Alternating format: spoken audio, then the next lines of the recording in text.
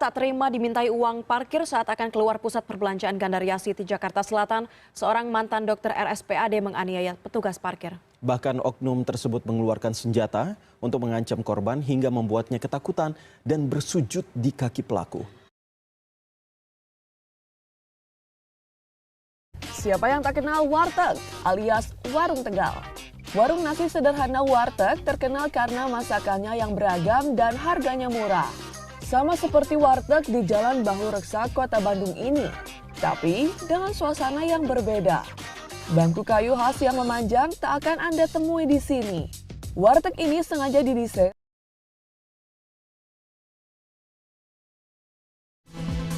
Ya, jadi pemirsa, status Gunung Agung sampai sejauh ini masih awas dan warga pun berbondong-bondong ke lokasi pengungsian.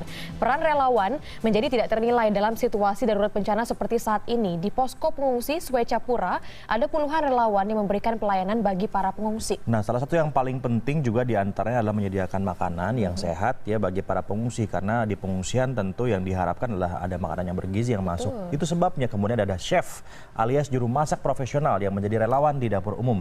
Berikut laporan koresponden CNN Indonesia Mumtazah Catra di Ningrat. Saat ini saya sedang berada di dapur umum posko pengungsian Swecapura, di mana di posko ini ada kurang lebih 6.000 orang yang bernaung mengungsi dari rumah mereka.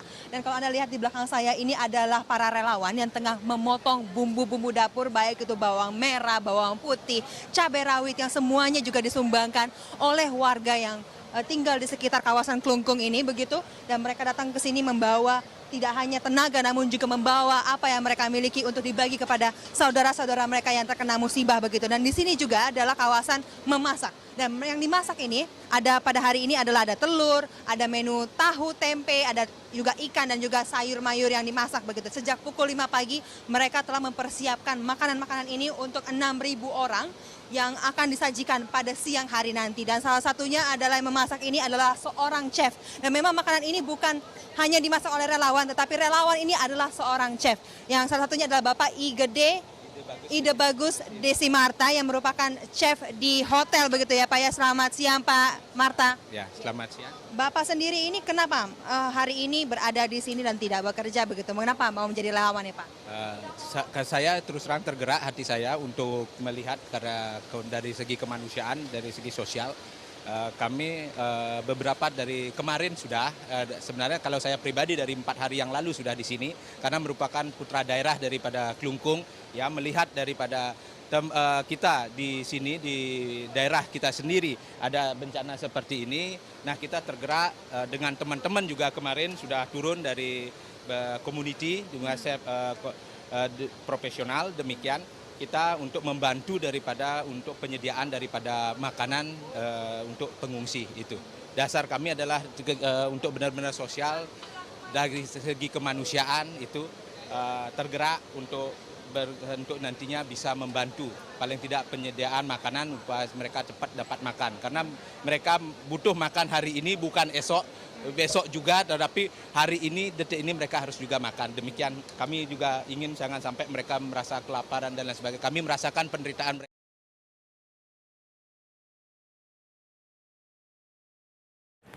Ya, dan hujan ini memang masih mengguyur Jakarta dari pagi ini. Dan di wilayah Kampung Pulo, Jakarta Timur, banjir juga masih menggenangi pemukiman warga. Bagaimana kondisi terkini di sana? Sudah ada rekan kami, Anissa Pagi. Anissa. Terima kasih Adrian, Syahnas, dan juga Marisa kembali bersama saya Anissa Pagi dalam Live Report Indonesia Morning Show. Dan pagi ini saya sudah berada di kawasan Kampung Pulo Jatinegara, Jakarta Timur, di mana sejak Senin malam kemarin hujan terus mengguyur kawasan ini menyebabkan tinggi air di pemukiman warga kembali naik. Sebenarnya sejak sore kemarin, Senin sore, air sudah mulai turun mencapai 1,5 meter, namun kemudian air kembali naik pagi ini mencapai 2 meter. Dan terlihat di sini pun di Jalan Jatinegara Barat, tenda pengungsi dan posko bantuan banjir masih menutup jalan. Dan terlihat juga sebagian warga memilih untuk tidur di lorong dan tidak pergi ke pengungsian. Untuk data pengungsi sendiri yang terbaru belum dapat dipastikan berapa jumlahnya, namun diperkirakan mencapai ribuan orang karena sejak beberapa pekan yang lalu mencapai ribuan orang yang tersebar ke 15 titik pengungsian. Dan untuk lebih lengkapnya sudah bersama saya Bapak Gatot Sulaiman. Selamat pagi Bapak. Pagi. Bapak merupakan Kepala Seksi Penanggulangan Bencana Sudin Kebakaran Jakarta Timur.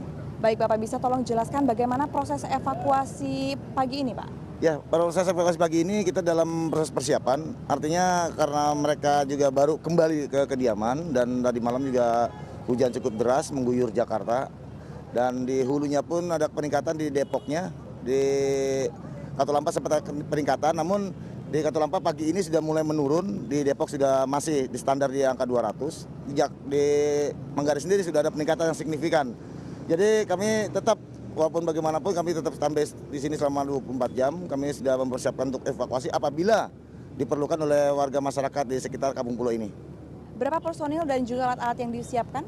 Untuk personil hari ini kami menyiagakan sekitar 150 orang. Namun di TKP Katulampa ini kita menyiapkan sekitar 30-40 orang karena kita sebar ke beberapa titik yang sekiranya memang akan ada genangan banjir itu sendiri. Bagaimana, apakah ada hambatan atau tantangan tertentu Pak dalam evakuasi ini? Ya, hambatannya di sini kita kan tahu sendiri di Ciliwung kita lawan arus. Itu hambatannya lawan arus. Yang kedua sampah yang masih berserakan banyak di kali. Yang selanjutnya pohon-pohon yang di pinggiran yang menjorok ke kali sehingga evakuasi sedikit sulit untuk mendekati daripada bibir-bibir rumah-rumah yang ada di bantaran kali ini. Terima kasih banyak Bapak atas waktunya. Sekian informasi dari Kepala Seksi Penanggulangan Bencana Suku Dinas Damker PB Jakarta Timur. Dan memang terlihat pula banyak bantuan dari Dinas Kebersihan menyediakan toilet-toilet. Dari Kementerian PU menyediakan air bersih yang diisi 2 kali sehari, pagi dan sore, dan juga dari relawan-relawan lainnya. Sekian informasi yang dapat saya berikan dari Kampung Pulo, Jakarta Timur, dan kembali ke studio. Terima kasih Anissa Pagi.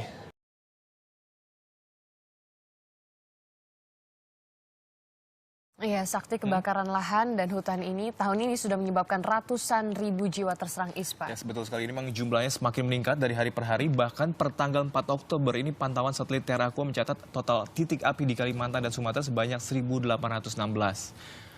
Nah, ini Sumatera menjadi wilayah yang kerap dilanda aksi kebakaran hutan dan lahan. Kebakaran yang terjadi sejak bulan Juni mengakibatkan jumlah penderita infeksi saluran pernafasan akut di Provinsi Riau ini meningkat menjadi 47.836 pasien. Ya, selanjutnya kita lihat di Provinsi Sumatera Selatan, jumlah penderita ISPA terdata sebanyak 26.462 jiwa. Ya, begitu pula di Jambi sebanyak 281.033 pasien terdampak penyakit ISPA. Kita beralih ke Kalimantan. Sakti, bencana kabut asap membuat 21.130 orang di Kalimantan Barat terinfeksi ISPA. Kita turun ke Kalimantan Tengah. Jumlah penderita juga tinggi, berkisar 16.894 pasien. Ya, selanjutnya kita ke Kalimantan Timur, sekitar 101.280 pasien ISPA. Dan yang terakhir Kalimantan Selatan, di mana penderita ISPA ini meningkat menjadi 11.330 pasien.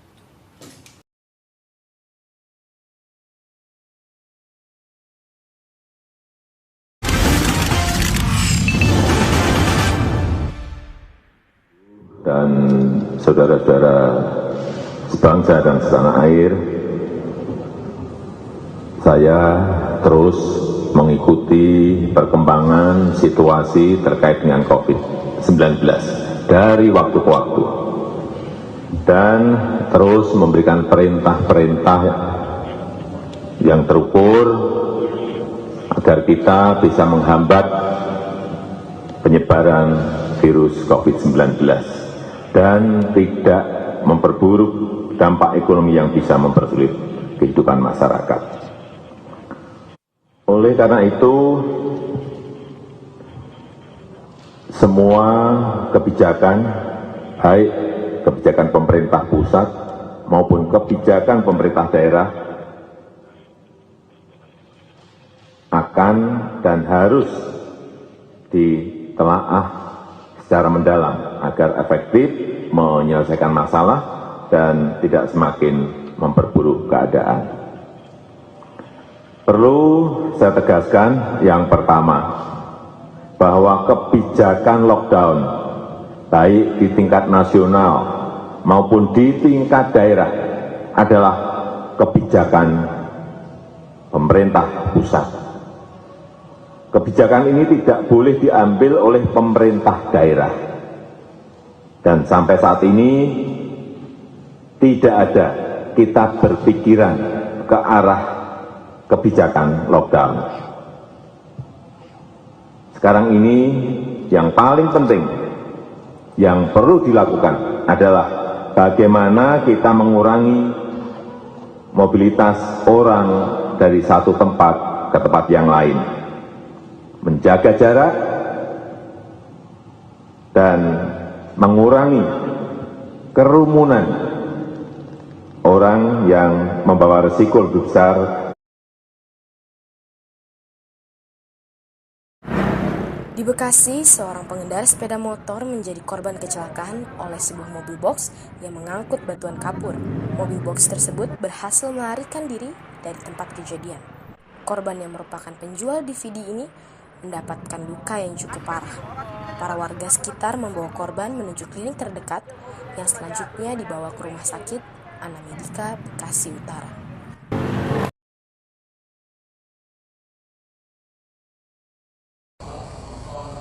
Kita hadirkan terkait dengan 4 orang warga Tanjung Sari, Sumedang, Jawa Barat keracunan setelah meminum miras oplosan. Para korban sempat dibawa ke Puskesmas Tanjung Sari dan Rumah Sakit Sumedang, namun nyawanya tidak dapat tertolong.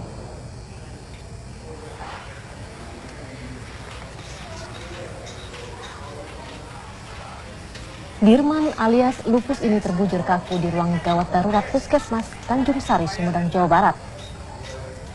Ia merupakan salah satu dari 4 korban keracunan miras yang dioplos dengan berbagai jenis minuman suplemen. Masing-masing korban bernama Ahmad, Asep Wahyu, Gin, dan Dirman. Semuanya adalah warga Kecamatan Tanjung Sari. Para korban miras oplosan mengalami pusing, mual, dan muntah-muntah pasca menenggak miras oplosan di alun-alun Tanjung Sari.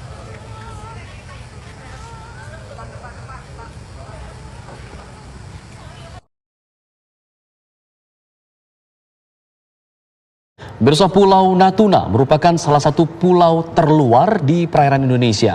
Salah satu unsur pertahanan di pulau ini berada di pundak kapal perang Indonesia, KRI Abdul Halim Perdana Kusuma 355. Walaupun telah berusia 51 tahun, kapal ini dilengkapi dengan peralatan yang canggih hingga menunjang penugasannya. Berikut seluk-beluk KRI Abdul Halim Perdana Kusuma dalam segmen Liputan Khusus.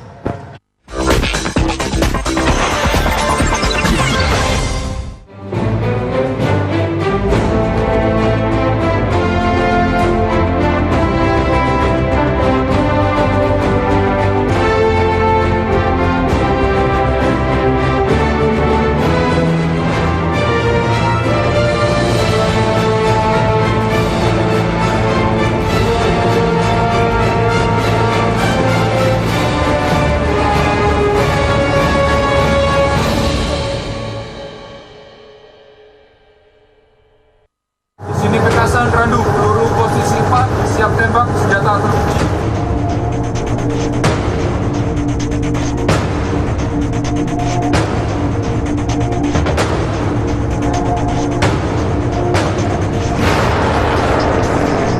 Kecanggihan persenjataan suatu kapal perang dapat diukur dari sistem SEWAKO, Sensor, Weapon, and Command. Sistem SEWAKO kapal perang dipusatkan pada ruang PIT atau Pusat Informasi Tempur. Saya pun berkesempatan untuk melihat langsung Departemen PIT KRI Abdul Halim Perdana Kusuma 355 yang berfungsi sebagai tempat pengolahan data yang didapatkan dari radar. PIT-nya ini sendiri, ini adalah salah satu bagian yang ada di kapal ini yang berfungsi untuk sebagai pusat informasi tempur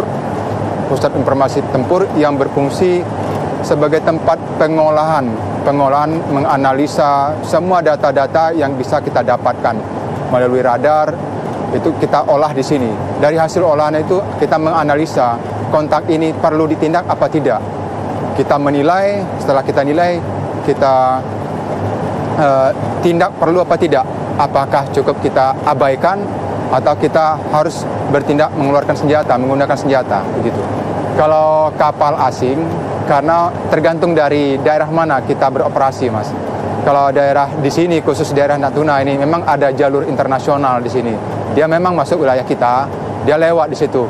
Itu selama ini kita tidak pernah memberikan kita tetap laporan kontak. Ada di Jaga itu kita anjungan, kita laporan kontak, kita isi jurnal. Kalau memang ini kontak ini jarang kita temui, tentunya kita membuat laporan-laporan khusus kepada komando atas. Apakah tetap kita laksanakan prosedur biarkan dia melanjutkan pelayaran, atau kita melaksanakan prosedur pemeriksaan pendeteksian lebih real lagi di lapangan dengan mengerahkan ada tim pemeriksa kita.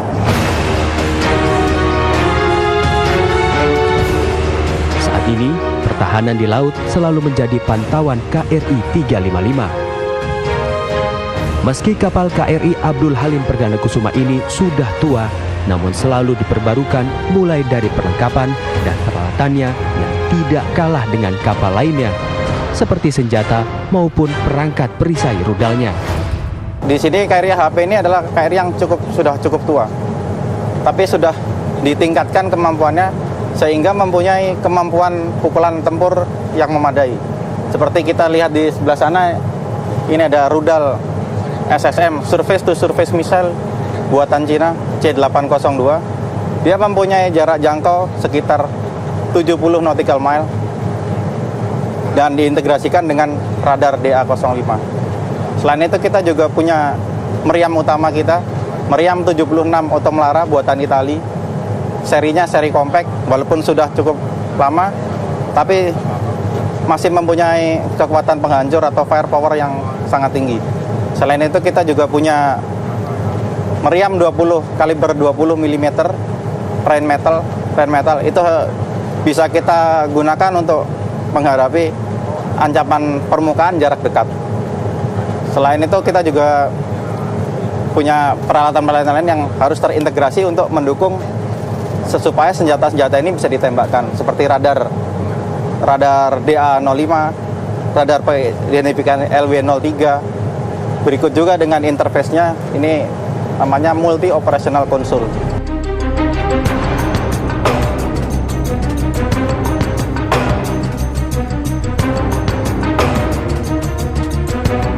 Selain berpatroli dengan KRI Abdul Halim Perdana Kusuma 355, saya juga berkesempatan mengunjungi Pulau Sekatung bersama Panglima Komando Republik Indonesia Wilayah Barat.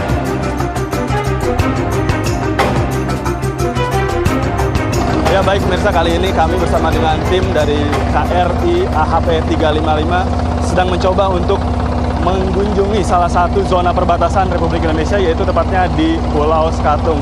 Dan Anda bisa lihat bahwa kurang lebih kami ada 2 rombongan yang sekarang menggunakan perahu begitu untuk menuju ke arah pulau tersebut. Kurang lebih jika kita gambarkan, memang untuk medan di sekitaran lokasi tempat kami mengabarkan saat ini, untuk ombak sendiri arusnya lumayan cukup tinggi saat ini, sehingga kami pun saat ini mencoba untuk menerobos memasuki ke wilayah tersebut. Jarak dari kapal ataupun dari KRI AHP 355 menuju ke Pulau Sekatung ini kurang lebih sekitar 1,5 mil. Dan ini hanya bisa ditempuh oleh kapal kecil ataupun perahu kecil. Hal ini dikarenakan untuk kapal besar sendiri tidak mampu untuk bersandar di lokasi tersebut.